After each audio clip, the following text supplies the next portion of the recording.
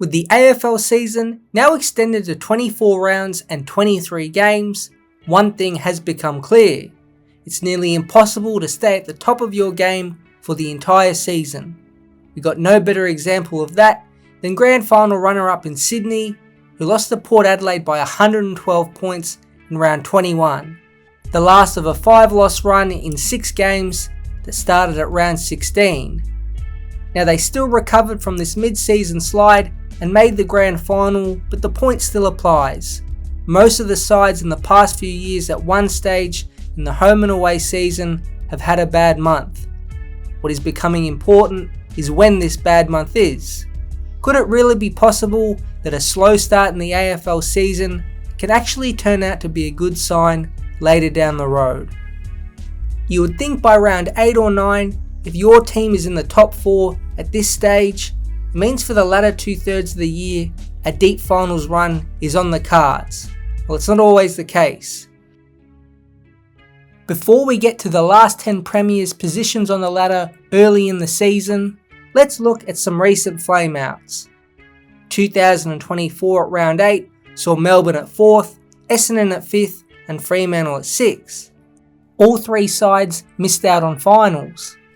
At the end of round 9 in 2023, the Western Bulldogs sat 6th, Geelong 7th and Adelaide 8th, yet all 3 finished the year outside the top 8. In the 2 seasons before the introduction of Gather Round, the ladder positions overall were far more stable, and only 2 sides each in 2022 and 2021 dropped out of the 8 that were in there by round 8. 22 home and away season games up to 23 because of Gather Round doesn't seem like a big jump, but it is. And when you factor in a week early start for the teams participating in opening round, our season is getting lengthy. Both factors are a component of a more volatile season overall for those hunting for the top 8. It's actually been good for fans, as the past couple years have seen the final 2 or so rounds deciding the fate of a lot of teams. But the trend of premiers starting slow has been around well before the introduction of Gather Round. Only 3 of the last 10 premiership winning teams have sat in the top 4 by round 8, the equivalent to roughly the first third of the season. The 3 teams were Collingwood, who sat first in 2023 with 7 wins and a loss, Melbourne in 2021, who were a perfect 8-0, and West Coast in 2018, who were second with 7 wins and a loss. Now it is worth a note that the difference between a top 4 spot and say 7th may only be a game or 2 difference at this point in the year because it is only round 8, but this does vary in every season. So what about the other 7 premiers? Well, 5 of them, or 50% of the 10, were sitting 6th or lower on the ladder at the conclusion of round 8.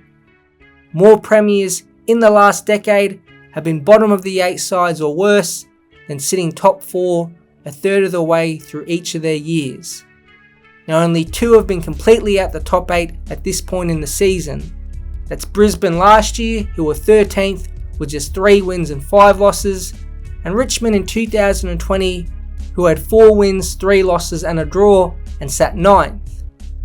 The early parts of the season for these premiers were middle of the range. Altogether, the average win total through 8 games for the last 10 premiers is 5, and the average ladder position is just 6th. So taking this all into account, have the first couple months of the season been a complete disaster for the last 10 premiers? No, but the sides typically are just in the top third of the 18 clubs, and only a couple have peaked for the majority of the season. The biggest takeaway from the data is that it shows the first portion of the season really isn't that important. Most coaches come out and talk about their want for a quick start to set up their year, but this doesn't show it's a critical part of an entire campaign. The AFL season is a marathon and not an 8-week sprint into May. Now some of the last 10 premiers' slowest starts have been partly deliberate and also had luck or lack thereof at play a role. In 2022, Geelong adopted a new game style which did take time, and they opted to rest senior players like Joel Selwood and Patrick Dangerfield within the first 8 rounds, which did in part lead to early season hiccups in a close home loss to Fremantle and a blown lead against St Kilda. But when they got it together, they took off, and from round 9, they went undefeated. In hindsight, this was a deliberate slow start you can forge, and did work, especially the player management side of things. Now this was also a luxury for Chris Scott, who did have a deep squad with lots of calm, experienced heads. Other sides off multiple premiership wins in Hawthorn in 2015 and Richmond in 2020 also seemed to ease into the season and picked up pace towards the middle part of the year. Was this as deliberate as Geelong in 2022? It's unlikely. It shows those squads that had deep finals campaigns in previous years do take some time to warm up, whether due to physical lag or mental boredom without the finals carrot dangling right in front of them. The other side involves luck. Yep, you can be lucky and start slow. Brisbane last year had all their major injuries within the first 8 rounds and helped them identify Dane Zorko, Kai Lohmann and Logan Morris as strong replacements, and when you throw in the mid-season return of Will Ashcroft, they peaked perfectly. If those injuries happened at say round 22, it would have been interesting to see if the club could have figured out their replacements with finals around the corner.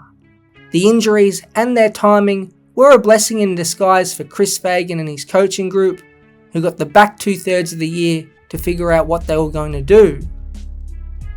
So from this, it does sound silly to say, but in such a close competition, is it really worth going all out in the first 8 weeks of the year?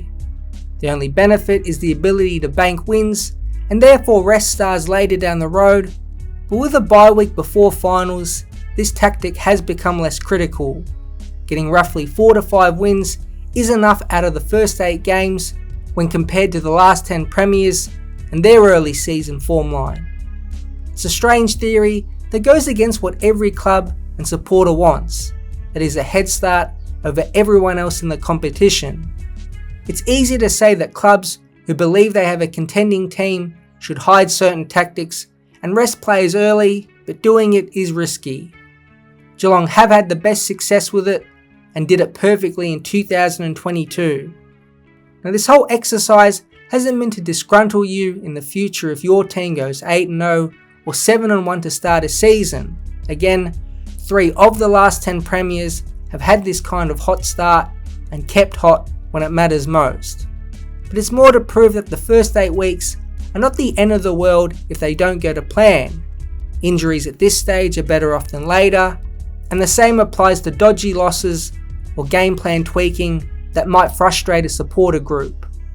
With the close nature the AFL has developed and the earliest start time in history, we are entering marathon years of brutal Australian rules football, and it's becoming clearer that the last few miles are the most crucial, and the first few are becoming less and less important in winning the race.